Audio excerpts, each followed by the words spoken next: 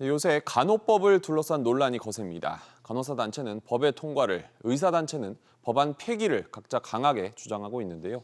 코로나가 여전한 상황에서 의료 현장을 흔들고 있는 이 법안, 왜 이렇게 문제가 되는지 이광호 기자와 자세히 알아보겠습니다.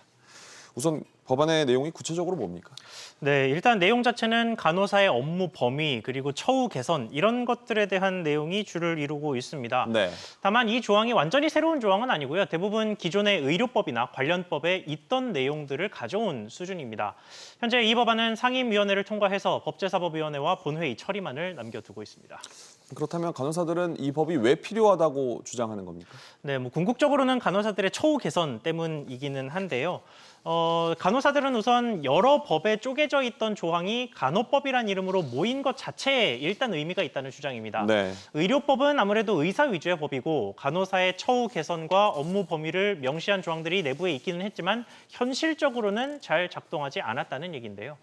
그러다 보니까 일부 현장의 업무 강도가 과중해지고 또 필요한 현장이 있는데도 간호사들을 구하기가 어려워서 결과적으로 국민들에게 간호 서비스가 제대로 제공되지 않고 있었다는 얘기입니다. 네. 간호사 단체는 이번 법에서 특히 3년마다 간호사들의 취업 상황을 정부가 보고받도록 하고 또 장기 근속과 숙련된 인력의 확보를 위한 정책을 수립하도록 한 내용을 특히나 환영하고 있습니다. 그렇다면 의사들이 반대를 하는 이유는 뭡니까? 네, 의사와 간호사들이 이 법안을 놓고 이야기하는 화제가 조금 다른데요. 네. 의사 단체에서 현재까지 가장 반대하고 있는 부분은 법의 가장 첫 번째, 그러니까 1조인 목적 부분입니다. 네. 이 부분을 보면 간호 혜택을 받는 장소에 지역사회가 명시돼 있고 의료법과는 문구는 비슷한데 지역사회 부분은 빠진 이런 차이를 보이고 있죠.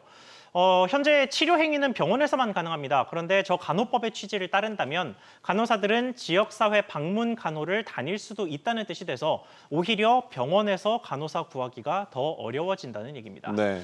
또 더 나아가서 간호사들의 권익이 이 법을 통해서 커지고 업무 범위의 독립성이 커지게 되면 진료 현장에서 의사와 간호사 사이에 있던 상하 관계가 틀어질 수 있다는 우려도 깔려 있는 것으로 분석됩니다. 우월적 지위에 대한 문제인 것 같다는 생각도 듭니다. 이 기자 잘 들었습니다.